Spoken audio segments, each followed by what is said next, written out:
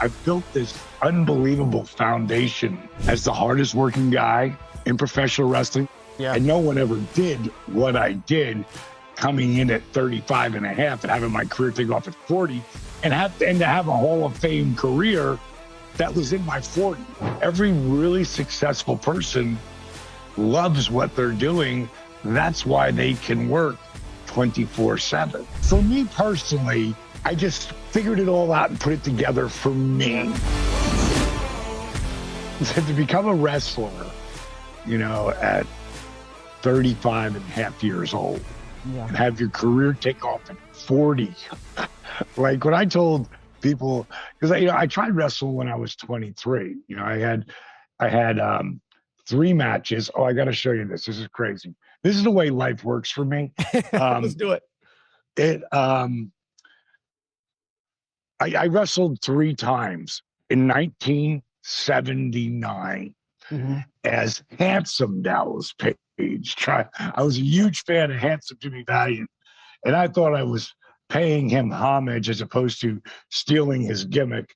I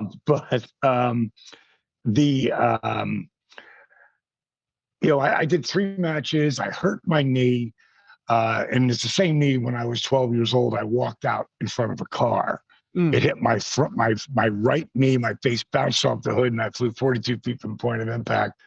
And that's what changed my life, because I can say this and know that it has real substance when I say when I was 12 years old, I was going to play for the Dallas Cowboys or the Giants or the Jets. I'm from Jersey, so that's where those 2 teams came in for. But Dallas Cowboys was my team. And I really felt that was going to happen. And then I got hit by a car. And then they wouldn't let me play football or hockey anymore. And the really cool part about that whole story is the only thing they let me do is play basketball and baseball. I couldn't, you've got to have people to play baseball with. Yeah. Basketball, even though I sucked at basketball, but I didn't care. I was a football player. I didn't make the team in 7th grade. I didn't care. I made the team in 8th grade because I was so tall, but I sat on the bench and I played, minutes here and minutes there. And I'd never sat on the bench. So what I learned from that was that summer, I made sure that was never going to happen again. And I played nonstop all day, all night, every day, every night. By the time I became a freshman, I was starting, second leading scorer. By the time I was a sophomore, I was playing varsity, and I was the 3rd leading scorer as a sophomore. And I did really well for a white boy who's 6'4", couldn't jump. I did really well. It was 23 points, 13 rebounds. So, I made a name for myself in that. But what I learned was work ethic equals results. Yeah. And that was something that would go like inside my WWE Hall of Fame ring. It says work ethic equals dreams. Yeah. Exclamation point, DDP. But those 3 matches, I thought I would come back after I hurt my knee, but then I got my first chance to run a little rock and roll bar. And it probably wasn't bigger than this whole room I'm in, right? My downstairs man cave. But it was so much fun. And it was, my introduction really to the booze, the broads, and the party. Yeah. I was having so much fun, I stopped watching wrestling. And so long story short, I came back at it at 31 as a manager and a color commentator because I thought I was too old to wrestle, because that's when I started my journey at 31. While I'm still running these big nightclubs, this big nightclub in Fort Myers, Florida. So bottom line is, I ended up at 35 with WCW, and they brought me in as a manager and a color commentator after 3.5 years of working the road, making no money, but I still had the nightclubs. I still had the nightclubs, so I was still making great money, but the dream was costing me money to work towards. And then I finally got the shot to go up to WCW with Dusty Rhodes and Ted Turner.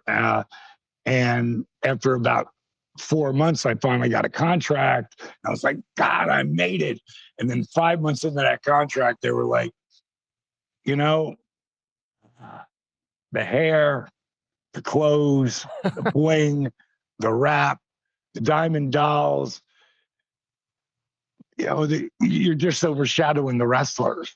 So basically, they were going to take me away from managing and just leave me as a color commentator, which I was like a fourth string. And I knew I had 7 months left of my contract. If I didn't really, if I didn't change my direction right then, my career would have been over before it started. And that's when I started wrestling at 35 and a half years old. And my career took off when I was 40. Why? The reason why I walked away is because someone sent me something like 2 years ago. I'm so glad I took a picture of it, so I have it. And this is from, if you can look at the date, it says December 7th, 1979. Did you see that? Yeah. And there's Handsome Dallas Page. Like, somebody found this. Oh, wow. I had 3 matches. Someone found this and sent that to me. That's so cool. And I was like, oh my God, I would never have believed. You want to talk about something that was lost, that wasn't supposed to be found? WWE does a show on A&E now called Lost Treasures. Like, that would be a lost treasure for me. Like something like that from my second match ever that never looked like it was ever going to go anywhere. So the whole point of all of this was I built this unbelievable foundation with people as the hardest working guy in professional wrestling. There's guys who worked as hard as me, like Triple H, The Rock. Yeah. But nobody worked harder than me. Yeah. And no one ever did what I did, coming in at 35 and a half and having my career take off at 40 and to have a Hall of Fame career that was in my 40s. It wasn't, Hall of Fame career, starting where I started, because in the beginning, you was thought, first couple of years, I'm never going anywhere. But what it did is it gave a lot of credence to when I say something, you could take it to the bank. Yeah. Like, I don't turn anybody onto anything when it comes to my whole DDPY program, my whole DDPY fitness system. I don't turn anybody onto anything I don't do. Yeah. And most of the stuff, that I do, most people wouldn't have the time to do. But I'm spending the time because it's my life, and it's been able to change a lot of people's lives, and make a great living. That, wrestling was an 8-year overnight success. Yeah. If you take where I started as a manager and color commentator in 1988, my career blew up at the end of 1996, 8 years later. Yeah. And I started DDP Yoga back when it was called Yoga for Regular Guys, and it took 8 years to be an overnight success. It's kind of like 10,000 hours. Yeah.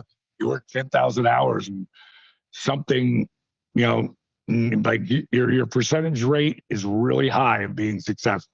You just got to stick with it. You just got to be relentless. Yeah. I mean, when it comes down to work ethic, I was thinking our mutual friend, Bo Hawkins, I've watched him. He works crazy hard. To be where I'm at in my life, work ethic has been the game changer. I've outworked my competitors. I've outworked people in the place. It seems like people fear that work ethic. Like they're almost scared of having to put that kind of effort and energy into it. How did you find it within, like not only do it, but like amplify it?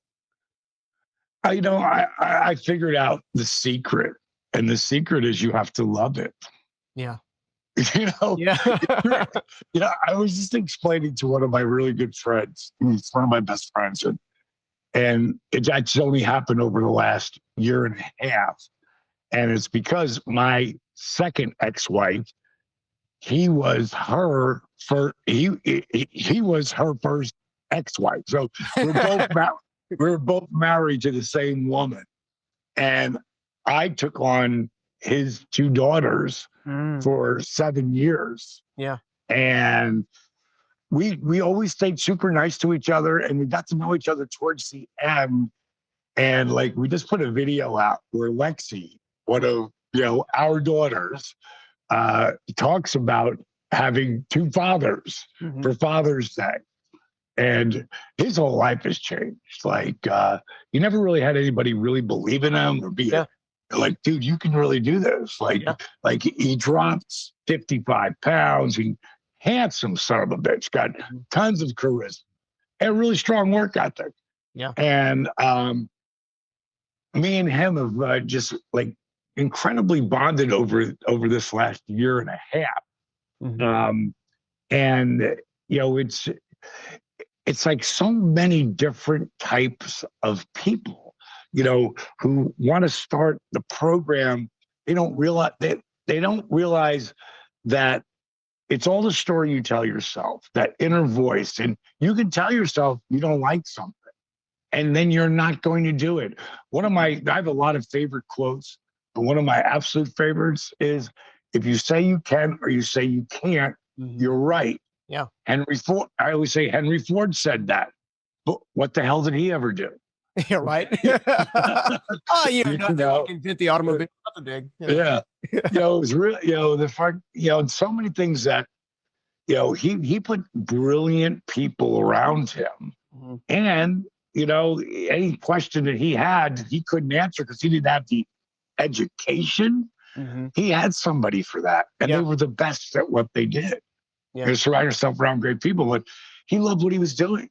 If you look at like every really successful person loves what they're doing. That's why they can work 24/7. Yeah. Like I never consider, you know, I'll get tired and exhausted from giving so much at times. Yeah. Because when you're on, and I bring people into my house, like just like 2 months ago, and I don't know if you've ever heard of Paul Walter Hauser. Yeah. Did you see the movie Richard Jewell? I didn't see it. It's a phenomenal movie. He also did I, Tonya. He just had he had the number 3 spot in Cruella, the Disney movie that just came out. Yeah. Emma Thompson, Emma Stone, and Paul Walter Hauser, number 3 on the card. He's a great actor, but he needed to lose 37 pounds within 7 weeks. Wow. For this next role. Plus, he realized he wants to lose 100, but he needed to lose 37. You know, he said 35, you know, to 40 pounds for this role. Yeah. And he lost 37 pounds in 7 weeks from me, completely changing his lifestyle. And that's really what it took. But it wasn't just him. He had his personal assistant with him, and then people came out to see him. And then I had people there. I mean, my house was nuts. Yeah. For 8 weeks. It got to a point where me and my girlfriend Paige were like counting it down. Like one day she just said to me 36 hours. I go, 36 hours? I said, 36 hours to what? She goes, until it's just on. And I realized, yeah, wow. And I remember going 12 hours, you know, and I loved having everybody there, but you got to be on. And it's draining, you know, and we're teaching people how to eat real food. And, you know, you can't just change your lifestyle and not understand why you're doing it. And you got to really want to do it. Yeah. If you don't want to do it, then you're not gonna. Yeah. You know, I hate this diet. Stop right now. Because what's the first 3 letters of the word diet? Yeah. Exactly. You know, you got to love it. I don't care what it is. You know? Yeah. I mean, you know, it's so interesting you say that. You know, in my experience, you know, I work with so let's talk about purpose for a second, because, you know, you mentioned earlier, it's, you know, you had a stellar wrestling career, started late, the whole deal. And for the average person, I don't think they understand how young a lot of wrestlers start when they first start wrestling. What, early 20s, probably at the latest, right? Even teens, you know, you'll see a couple of guys come in after 25, but they're mostly between teens. Yeah. And, you know, 23, 24, you know, they're up and going. When I got in the ring at 35 and a half, 2 of my best friends, Stone Cold Steve Austin and Mick Foley. Yeah. And they were both wrestling for 9 years already. Oh, wow. You know, and they were wrestling for 5 years.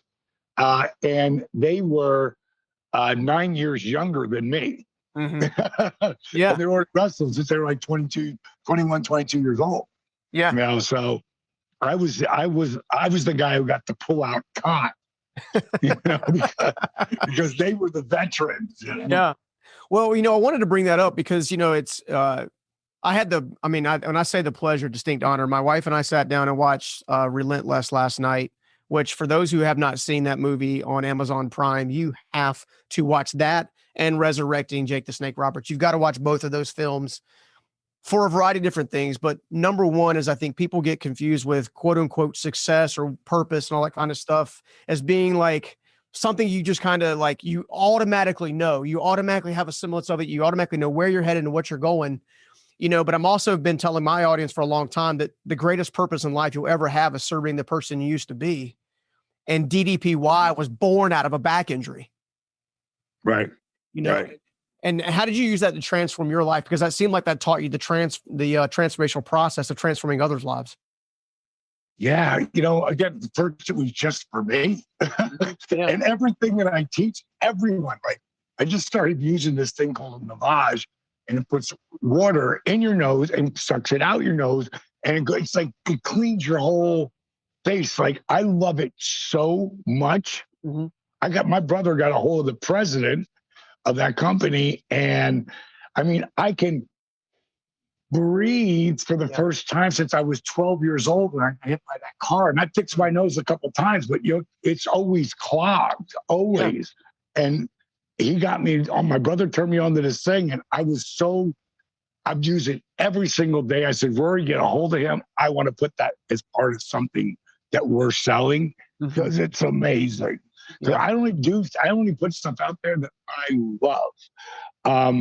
And in this scenario, I'd blown up in 96, 97, and 98. Mm-hmm. And I literally, headlined 13 out of 24 main event pay-per-views. Wow. And I was on fire, but I wasn't making the money. Mm-hmm. Now, going into 99, I get paid. Mm-hmm. And that's when I rupture my L4 and L5. And I'm told by 3 different spine specialists I'm never going to wrestle again. And my first wife, Kimberly, who's still one of my best friends, and we're super tight. We talk all the time. She's part of my company. Mm-hmm. She's like, you should really try yoga to heal your body. I'm like, F that. I ain't doing yoga. Because I was one of those guys that made fun of yoga, and ignorant would be the opposite word. Yeah. At some point, she got me down there. She went through a couple different of these cassette tapes that she had.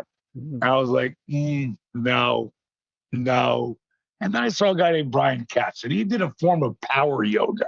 Mm-hmm. And I liked him. Today, he's one of my buddies. Yeah. But back then, he didn't have anybody modifying anything.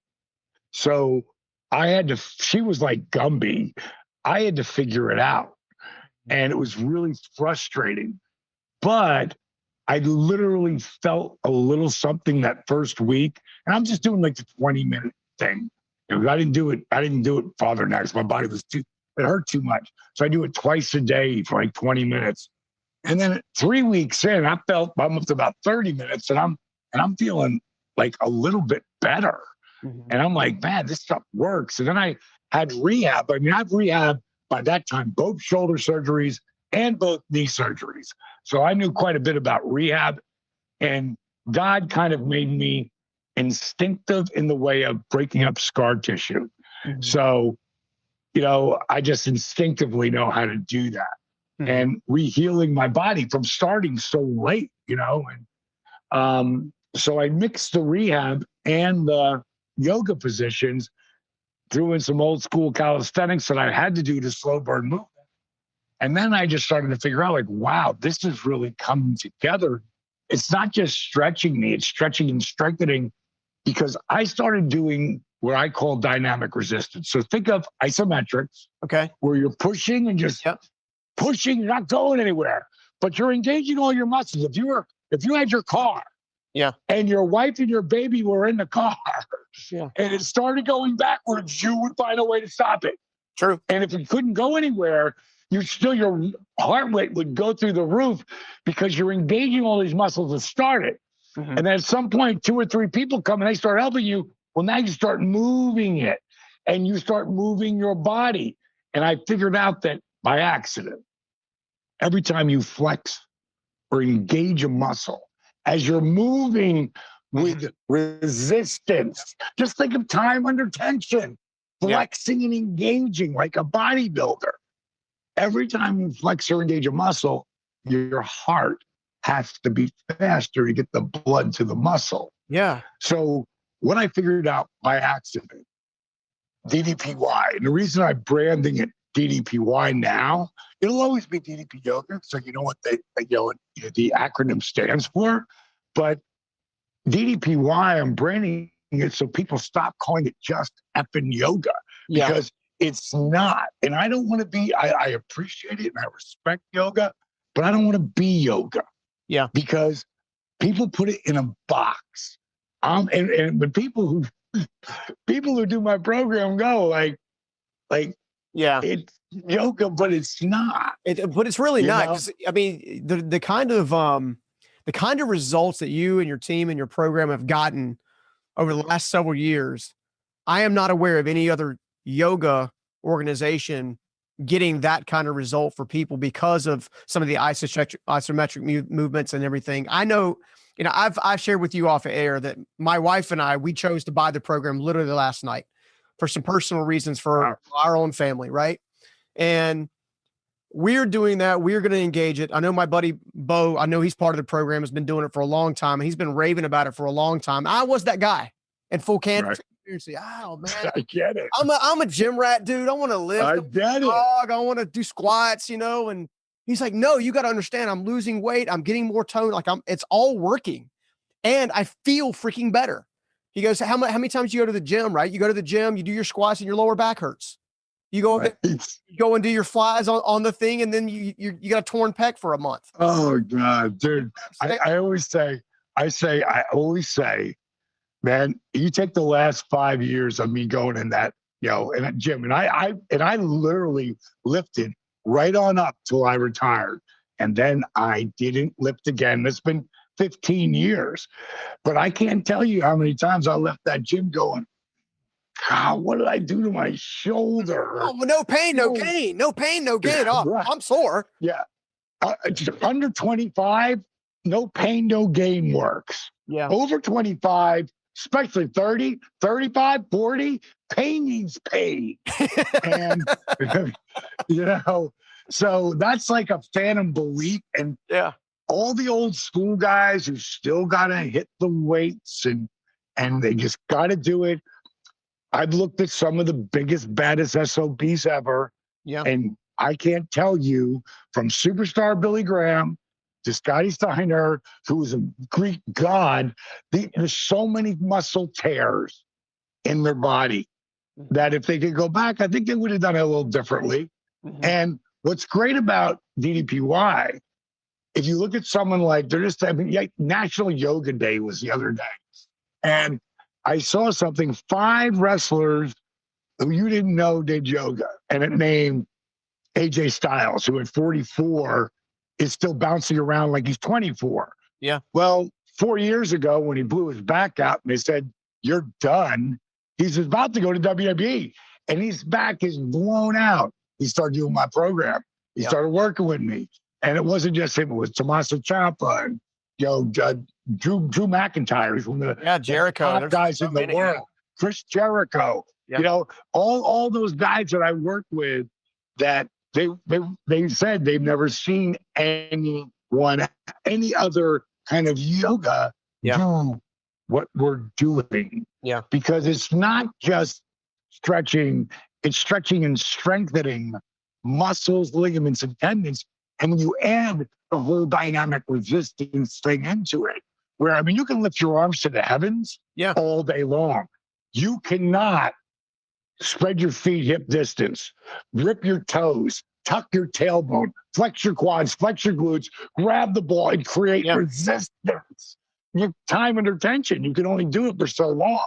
Yeah. And what it does, what DDPY does, it's a kick-ass cardiovascular workout that we're going to put a Bluetooth heart monitor on you. Yeah. Up on the app, it's going to come your heart rate. At the end of the workout, you're going to see how long you weren't in the zone, or over the zone. Now, if you're doing yoga where you don't engage as you're moving, you're going to be in the blue most of the time. At some point, you're going to come into green, maybe a little red, but it's going to be maybe 20 to 30% of the time. If it's a home workout, maybe. Mine, it's going to be 80% of the time. Yeah. Because I'm going to have you, and if you're not in the zone, you're not doing it right. Yeah. Right. It's just the way it is. You can't not flex and engage and get it. And you can't just do it to every body. You got to do it everywhere. And when you flex and engage, you get kick-ass cardiovascular workout, dramatically increase your flexibility, strengthen your core at a whole different level with no impact. Yeah. And I say minimal joint impact because my lawyer told me I had to, because there's the slightest bit of impact, But, for me personally, I just figured it all out and put it together for me. Yeah. In less than 3 months, I went back to Dr. Edwards, who's one of the top spine specialists in Atlanta, Georgia. He was one of 3 guys I went to, but he was my local guy. Mm-hmm. And when he saw what I could do in 3 months, he didn't understand it. He was blown away. And he had not only signed my release to come back to go back to work at WCW, he also had to sign it for Lloyd's of London. Wow. I had a big policy on me too. Yeah. And he signed off on everything because he was like, man, I know you still got to be careful though. I'm like, yeah, okay, yeah, I get that. Yeah. I'm going to be 43 years old. Until you decided to fly off the top rope again into the your buddy down below last year. Yeah. That was the greatest exit ever. Yeah. For me to be able to do that 3 months before my 64th birthday. And it wasn't so much jumping off the top rope, even though that's what everybody looks at. It was being able to get in that ring and move with all those young guys. Yeah. And Jake Roberts sent me a text, WTF, no ring rust? Like, how did you do it? But it's because I work out in some portion, a part of my program every single day. Yeah. And I don't work out hard 2 days of the week. I'm just opening up my hips and my shoulders and my knees and my back. And as long as I keep doing it, it's like once someone has, and I'm going to show you this. We've been talking here about 20 minutes. Yeah. And this is cold. And I'm not going to hold on to anything. I'm going to freaking just stand here and grab one of my feet, take it and stick it in your face, then pull it over my head and have a conversation with you at 6'4", 224 pounds of twisted steel and sex appeal. I can tell you right now, I'm 45. I can't do that right now. But I have a feeling in a month or so I'll be able to do that. In a couple of months you will if you work it, and every single body. Like that's one of my things, right? So because people go, God, I can't do that. Let's go back to, the quote from Henry Ford. You say you can't, you say you can. Yeah. You're right. Yeah. Now, if you gotta say I can't do it, add the 3 most important letters. Y-E-T. Mm-hmm. Yet. Yeah. That means I'm working on it. I can't do it yet, but I'm working on it. Yeah. Like that, when that becomes part of your vocabulary in your brain, well, it changes your life. Well, I'm gonna tell you right. Huge. I was watching my wife and I were watching Relentless last night. I know Author Story's been out there for quite some time. It went viral, 71+ million views and counting. I guarantee you. But I've shared with you off air that my wife currently walks with a cane or in a scooter. Mm-hmm. She's had medical complications that we didn't see coming 5 years ago. Right. When she saw, and I'm speaking for her, and this is my personal opinion, when she saw Arthur start off with sticks and braces and walking to like walking around a corner and then straight up going into a full sprint, I promise you right now, and I promise you right now, my wife wants to run again. She used to run 6 to 10 miles a day, and we're going to do it. We're going to do it together, and I'll do whatever it takes to showcase that, because those kind of results are not normal unless you're part of DDPY. And then those things become like normal. Like, you know what I'm saying? You kind of brought, most workout programs are about, and I don't mean this in a negative way. Most workout programs are about the person that created the program, the success of the person that created the program. What makes DDPY and DDP so different is the simple fact that you actually care about the people you're serving. Like from day one, it seems like it's always been intentional. Well, I saw Zig Ziglar, very famous Bible thumper, motivational speaker. Yeah. He had some of the greatest quotes ever. Yeah. And he didn't say it exactly like this. This is my interpretation, but it's pretty damn close to what he said. And he said, you can get whatever you want as long as you help enough people get what they want. Yeah. And I heard that. I was 22. And that resonated with me. I was like, wow, that's true. Yeah. You're like, wow. Yeah, God, that makes sense. So, because it's all about service. Yeah. You know, and, you know, I've been that guy that I'm, you know, chasing that dream, chasing that goal of wrestling that was, you know, first it was a nightclub business, which I love.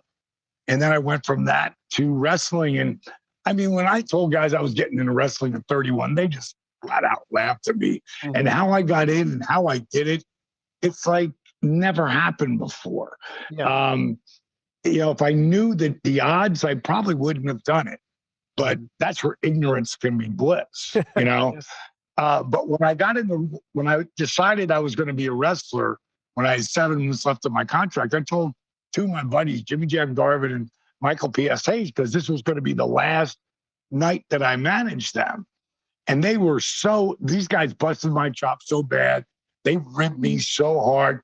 Real brother stuff, you know, just fun stuff. But that day, they were so empathetic towards me. They were like, man, we're really sorry to hear that. They really felt bad for me. And I was like, hey, I know exactly what I'm going to do, bro. I'm going down the power plant. I got 7 months left of my contract. I'm going to learn how to wrestle.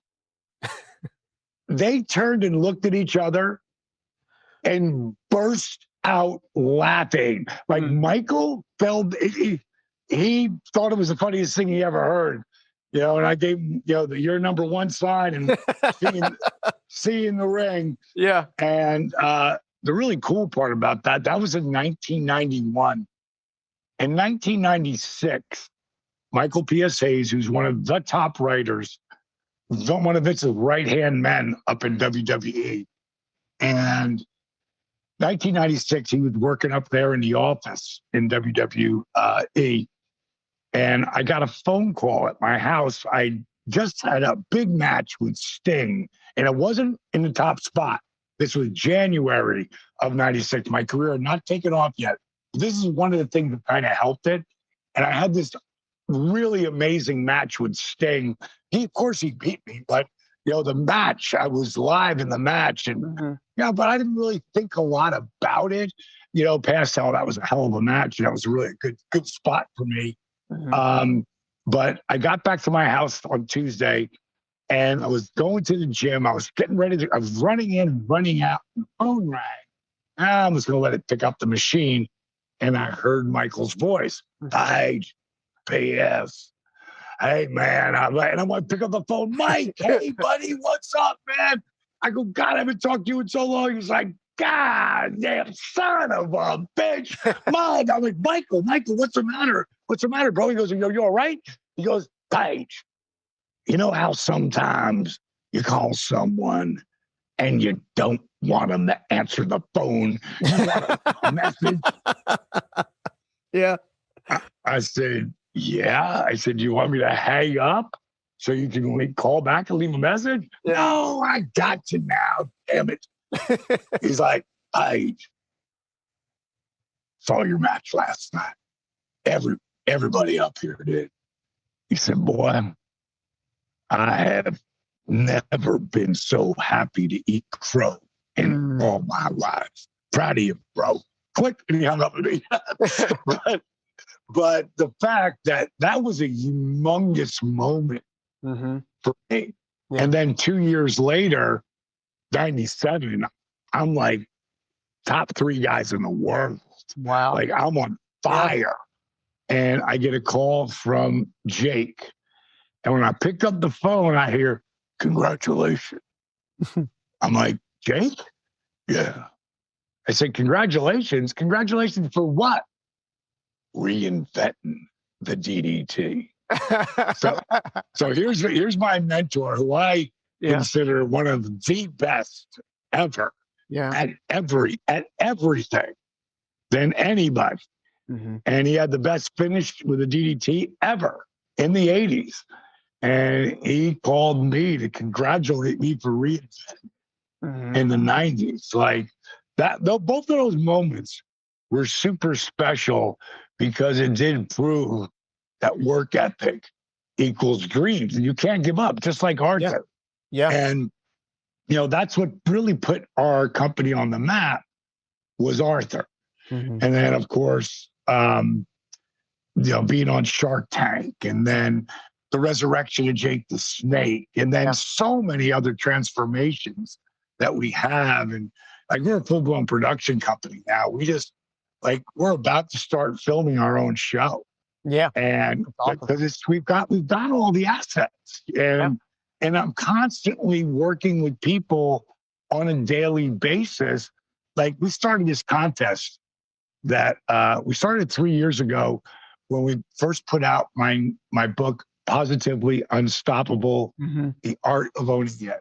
So we did a $1 million contest, Positively Unstoppable Challenge.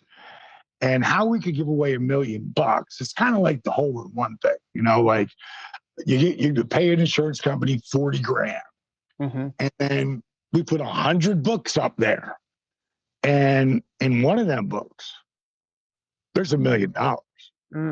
And the other 99 all got 25 grand in them. So if you don't win $1 million, you still win 25 grand. Yeah. And the second place was 10 grand. Third place is 5 grand. Now, I got to tell you, last year when we did this, we couldn't narrow it down to the top 3. Wow. So I had to put another person in there, and I wasn't going to have third place split. So I just threw another $5,000 of my own money in this contest, because any one of these 4 people with their transformation, it was unbelievable. Any one of them could have won. So then we go to the second category. What was your mental transformation? It's easy to see it because there's video of them in the beginning. Yeah. And this person, it's dramatically different. And any one of the 4 people could have won. So then we go to our third category, which is how did you track? How did you video? How did you journal this video? Like, the reason why Arthur Borman's video is so powerful, and anyone who's not seen it, just either go on YouTube and hit Never Give Up Arthur. Just put Arthur Borman in there, or go to ddpyoga.com or ddpy.com and go down. You can find it. It's not hard to find. It's everywhere. Amazing video. Yeah. But the reason why it worked the way it worked is because his son filmed everything. Yeah. So he had all of these, flat down on his face, and he got back up again, and people just love the whole thing. And he will be inspiring. I inspired one guy, and I got him to change his life, and he has inspired millions, zillions of people, and there'll never be a better transformation because it's so dramatic. Yeah. But it's kind of like God sent me to him and him to me. Amen. Yeah. And again, it's like, this is like, I love what I do. Yeah, it's the most I tell people it's like, it's kind of almost being selfish, because, during Christmas time, everyone, not everyone, but many people deal with depression and, just pulling themselves down, what I call emotional gravity. And the first thing I tell them is the first thing I tell them every day, like, help somebody. Yeah. Help anybody. And that's what kind of a community we have put together. And one of my buddies, Chris Gabriano, started this page on Facebook. It's just DDP Yoga One. And it was him and a couple of buddies. Now there's 64,000 people. Wow.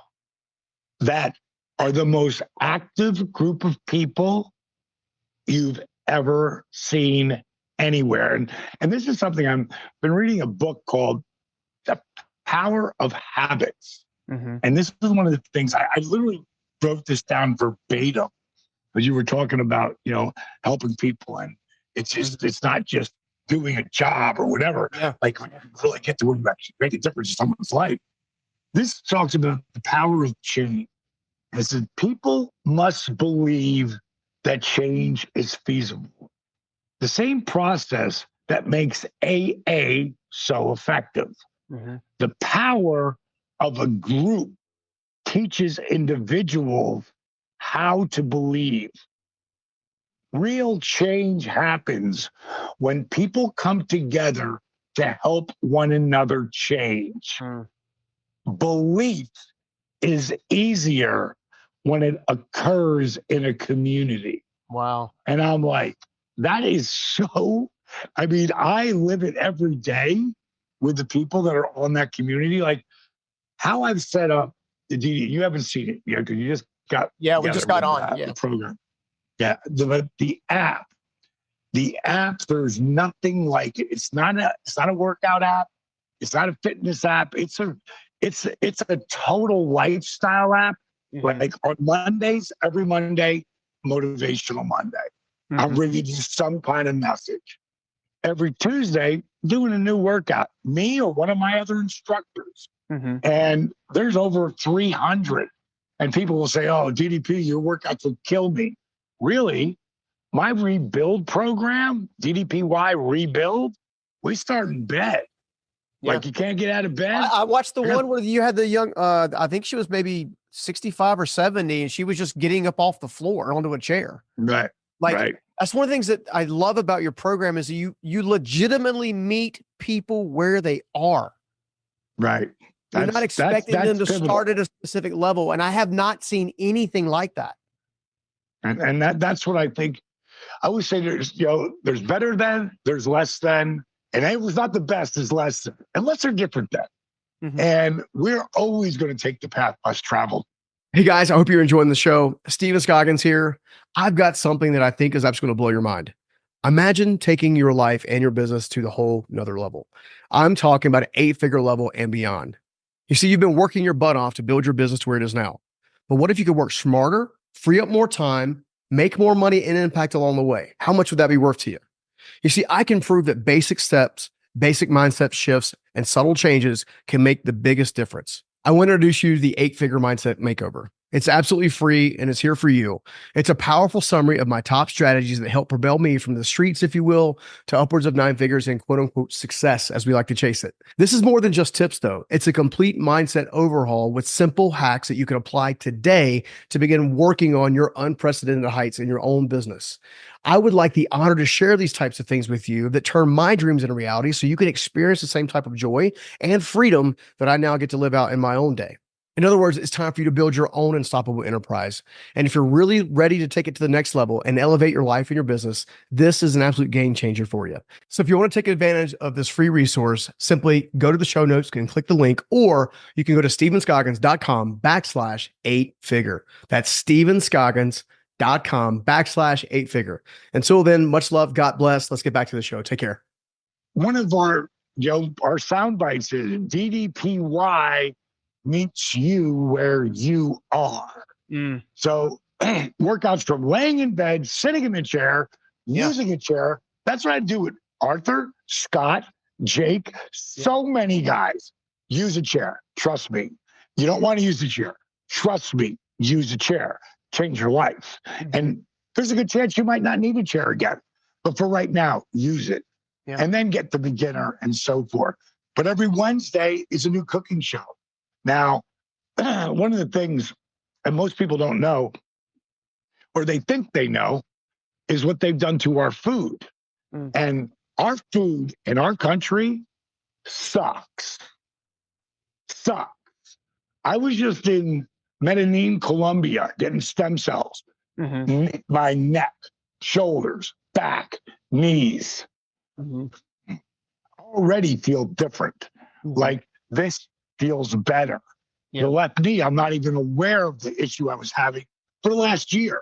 Now, I'm not saying it cured anything, but I'm saying I feel way better already. So I'm constantly doing it. I was down there, the food, I can't even I can't even explain how much. Is it because better. It's homegrown and not, doesn't have preservatives and all kinds of stuff in it? And it doesn't have any it's got real nutrients in the soil. Like we have, like which really, it breaks my heart because a lot of the big companies, buzzwords, gluten-free. I've been gluten-free for 15 years. Dairy-free. Big one, organic. Once it became a big word, the big companies start buying out those smaller companies that do that the right way. When a big company comes in, they take that label they just bought, organic, and they start putting that on shit that ain't. And the quality just keeps dropping. Dropping. Like you really want to try to get farm fresh from your area that are pesticide free. Because just think about how much cancer has grown. You know, in the last 25 years, since they've really loosened up and FDA's protecting us, that they don't care about us. The guys, and there's whole expose movies on documentaries on how the top people of the FDA worked for Monsanto and Monsanto worked for FDA. Monsanto ended up getting sold because they were getting sued for billions. And Bayer bought them. And they still bought them even though they were getting sued because now Bayer's not getting sued, Monsanto is. And now that's under the, everything gets swept under the rug. You know, so the food, man. I've been gluten-free, dairy-free for 15 years. I've been GMO-free for the same amount of time. And no one even knew what the hell I was talking about when I was talking about GMO. Now, I know. Yeah, they're bad for us. You know, you eat it all the time. Right? I mean, it's GMO. We did keto and stuff for a while. And they were like, obviously incredibly, actually no sugar, low carb. And we started looking at the back of the labels on anything, ketchup, mustard, mayonnaise, and like just sugar in everything. And up till this last year, there was never a percentage sign. If you take the ingredient and you look at whether it's fat or carbohydrates or sodium, they're going to have a percentage right over here, like, 13% of your U.S. blah, blah, blah, you should get a day. You went to sugar, and right recently they've started to put it in there with percentage because they passed some law. But for the last 50 years, there's been not a zero. There's been nothing. That's how powerful the sugar companies have been up till now. And they put aspartame in everything. That's like the poison of poisons. I'd like to see if there's some kind of statistic that's not only that relates it to cancer, like a percentage, but also the rise in depression and anxiety. Because as I've been getting older, it seems like the world is struggling more and more with depression and anxiety day after day after day. I know in my work, I'm combating it on a regular basis. I know in your work, you're combating it on a regular basis.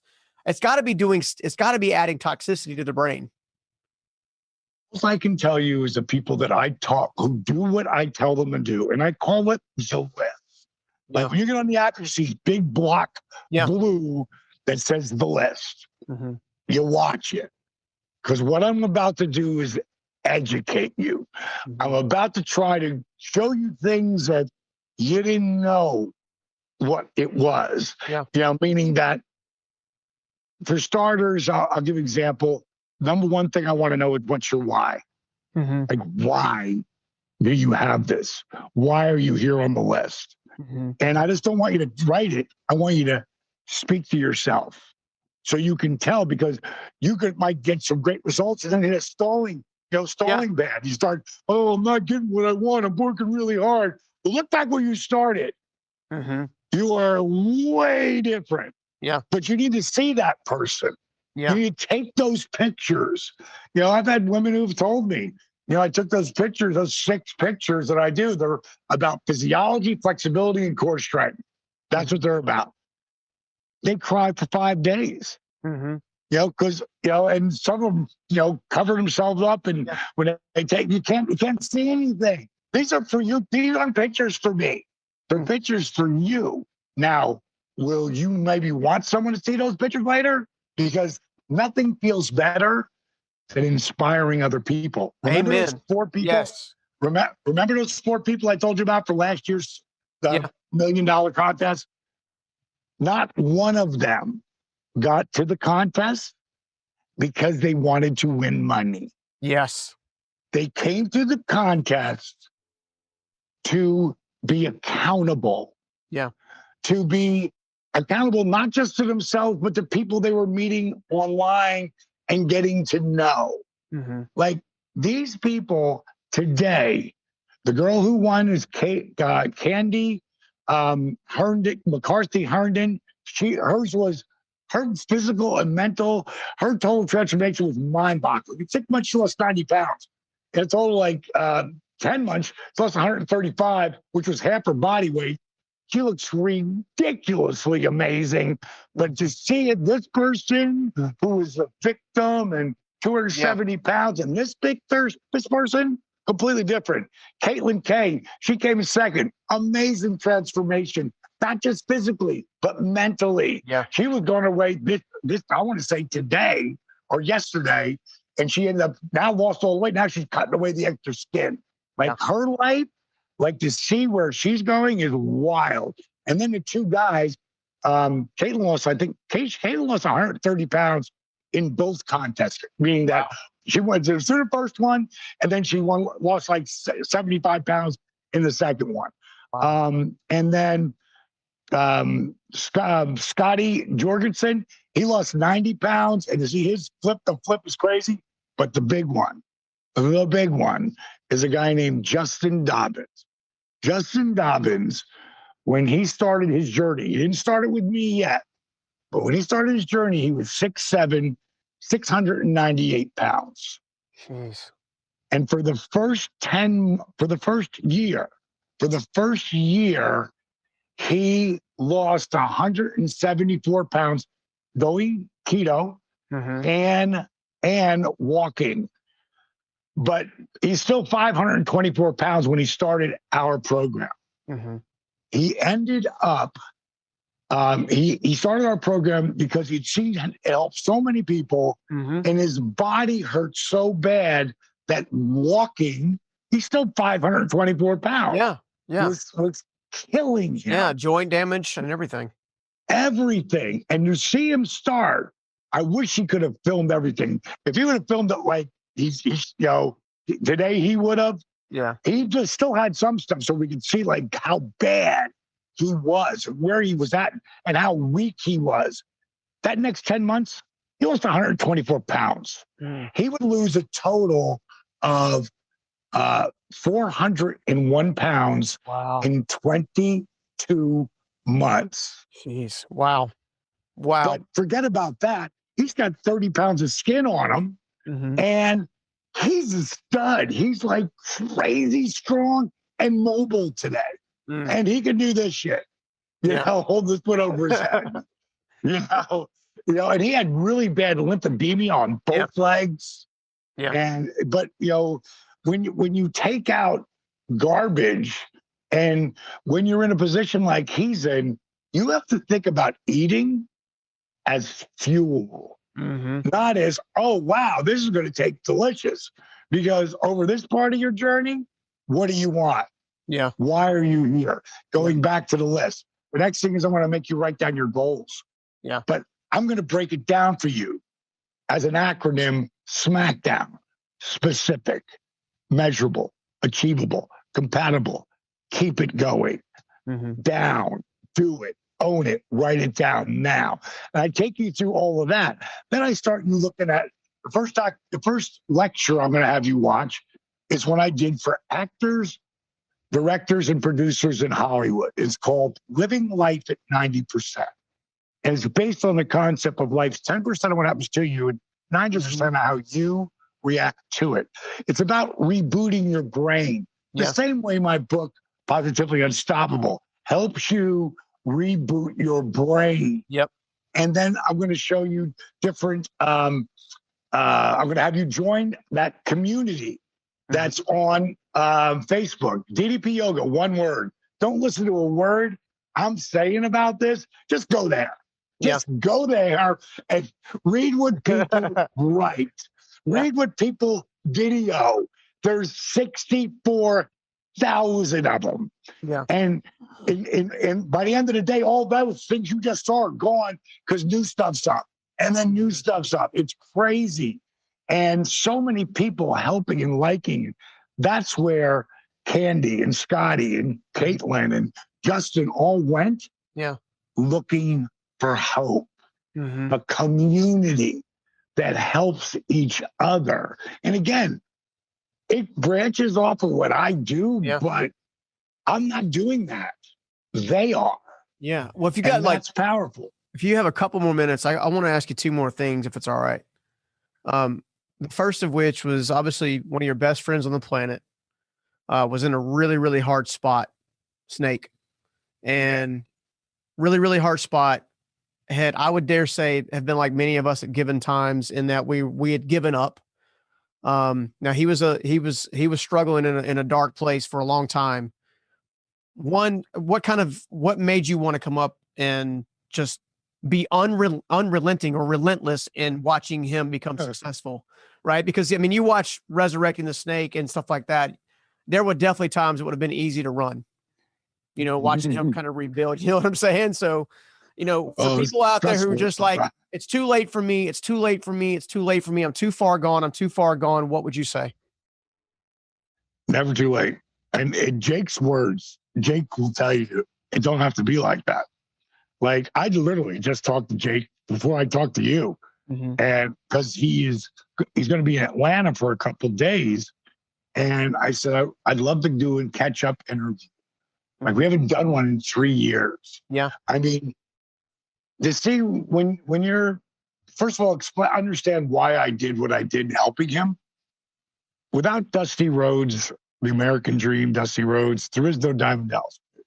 He gave me all my early breaks. Jake was the first guy to believe in me as a wrestler. Now you have to understand, when I tried to wrestle when I was 23. Yeah. That was in 79, and I got sidetracked and I got pulled away from my goal and my dream. And I had just having too much fun. And then wrestling blew up in the 80s, like 4 years later. I was so mad at myself that I didn't put the work in, that I knew I should have been part of all of this. Yeah. And it was a blessing in the big picture. But at the moment, I was so mad, I stopped watching wrestling. And then one day I was flicking the channels and I saw Jake Snake Roberts in the ring, and it sucked me back in. And I just looked like God had him show up in my nightclub in Fort Myers, Florida. And when we were packed, like 1,000 people in there, and I was in the office, and I'm looking at the people walking in the front door, and I see a huge cat walking with long hair and a Fu Manchu. I'm like, that looks like Roberts. I run around the outside, I run in the front. And I'm like, Judy, did some guy just walk in here look like Jake the Snake Roberts? He's like, yeah. Everybody thinks it's him. I go, I'm running there. Yeah. When I see him, I slow down. You know, I get cool. You know, make my way over towards him. Like, hey, man, you Jake the Snake Roberts? Who wants to know? I said, the guy who runs this place. Yes. What can I do for you? I said, what are we drinking? So that's how I meet Jake. And we got shit-faced that night. And he loved me. We just clicked. Yeah. And I never charged him for a drink, you know, and he would tell the boys. And because if you work in Miami with WWE and then you work in Tampa, that's 300 miles. Right in the middle almost is Fort Myers. So they started stopping over. You're the halfway point. Yeah. You're the halfway point. Do you remember Luke the Bushwhackers? Yeah, yeah. This is Luke. He put this up on the on Facebook. That's me, him, and Ted DiBiase. Yeah, yeah. Later that night, this is me and Ted DiBiase. So my point is that I was around all these guys, and it was like I couldn't stop thinking about it. And that's how I came up with the whole Diamond Dallas page. My wrestlers will be the Diamond Exchange. You know, I'll have Diamond Dolls. Here's a great shot. This is before anything becomes real. I'm faking it till I make it. That's my 62 pink Cadillac. There's a couple Diamond Dolls. So forget Harley. I mean, I was Diamond Dallas page back then. Yeah. But it was all a figment of my imagination. And it just shows you can really, you know, doing that and what I pulled off there, or making DDPY working towards a household name, you know, yeah, that's 1,000 times harder than losing 100 pounds. Yeah. It's 1,000. It may be 1,000,000 times harder. There's a lot of people say you hit lightning in a bottle, you know, being out there. And I did. And I went out to Hollywood because as soon as I finally quit wrestling, I went out to Hollywood and I started paying my dues and going to, you know, Howard Fine's acting school and all that. And I can remember, and I can't wait. I wish I could remember this guy's last name. I met with his big producer when I was out there. And he said, so let me get this right. You literally caught lightning in a bottle in your wrestling career. He knew the whole thing. That was one of the reasons why he wanted to meet me, because he was a fan of my work in the ring. And he said, and now you think you're going to come out to Hollywood in the hardest thing ever and make it in Hollywood. And he goes, that's going to be like 1,000,000,000 to 1. And I said, well, I kind of think I'll have to disagree with you on that. And he goes, really? And why would you disagree with me? I said, because I know how I did it the first time. Yeah, that's right. It wasn't like I stumbled over it. That's right. I never gave up, and I kept working. Now I have a Netflix original show coming out, probably fall to the winter of this year. As soon as it does, we got to get you back on.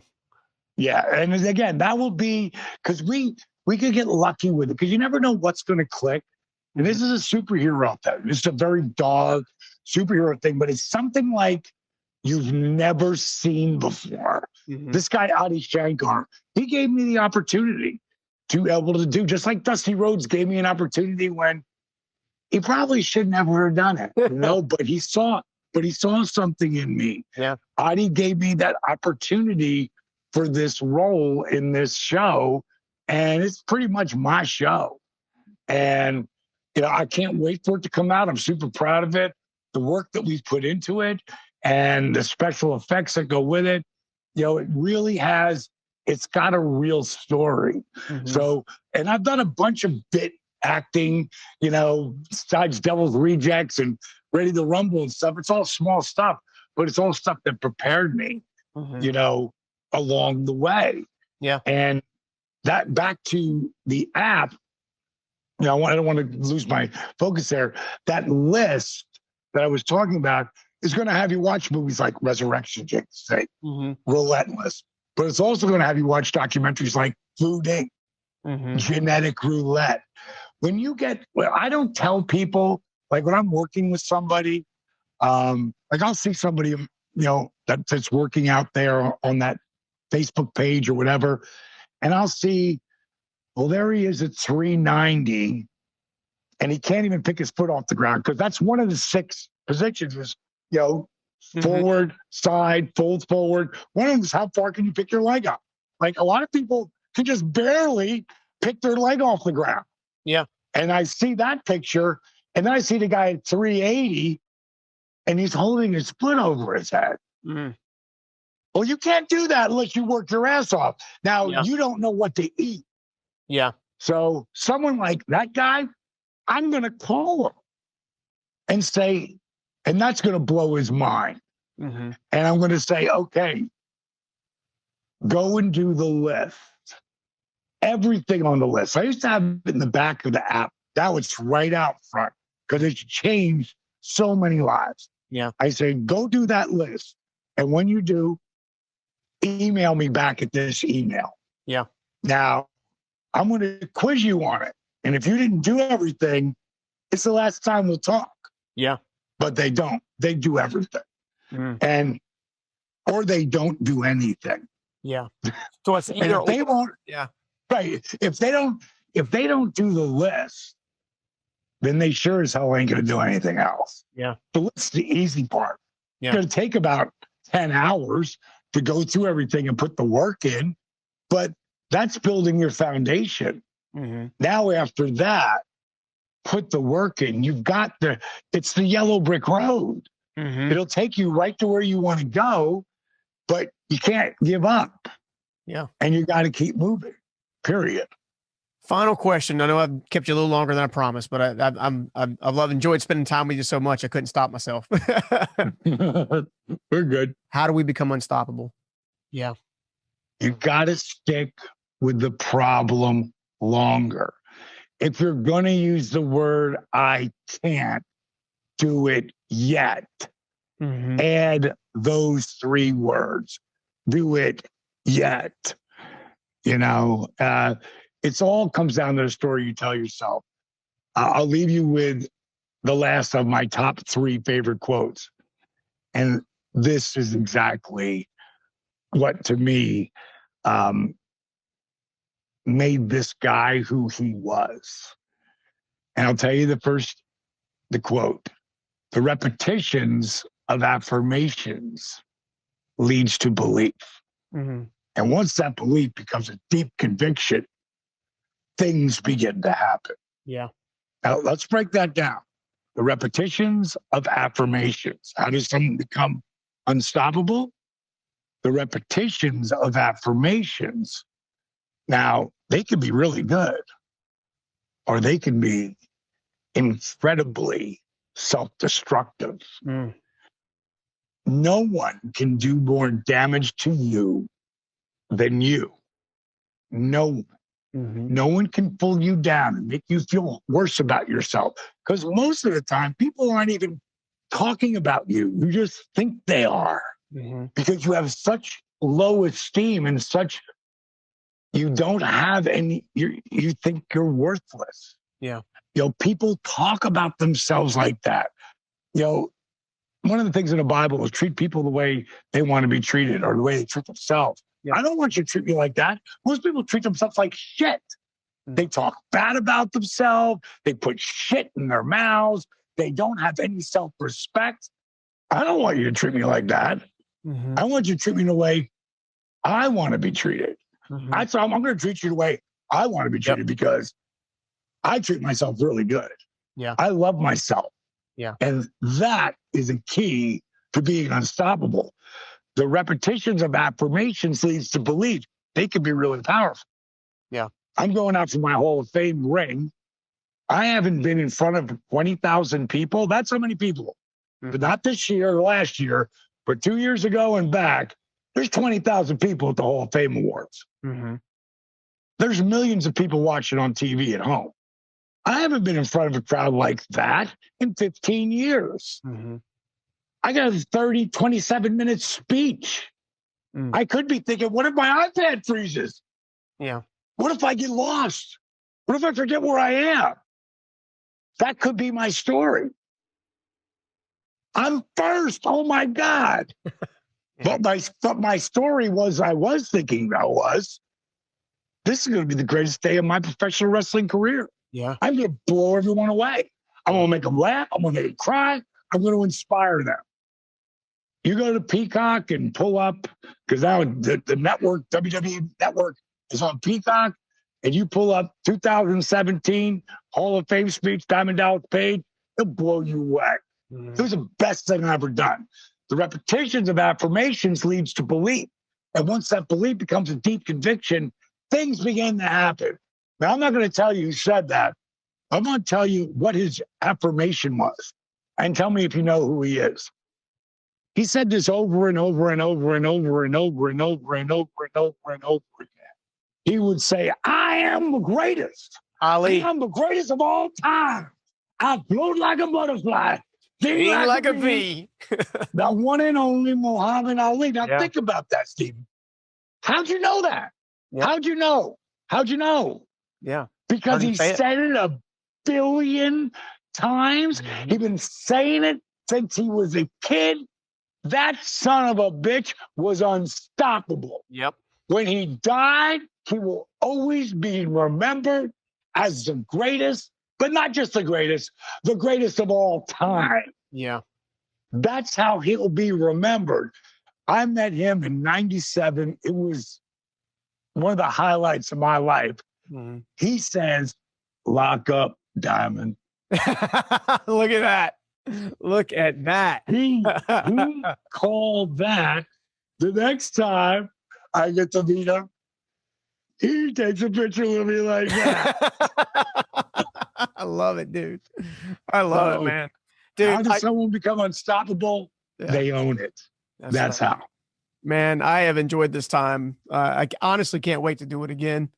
I know, you've got this massive retreat center coming up that you're building. I can't wait to hear more about that. So as soon as you get a little further we'll talk about that. Yeah. We'll talk about that next time I come on.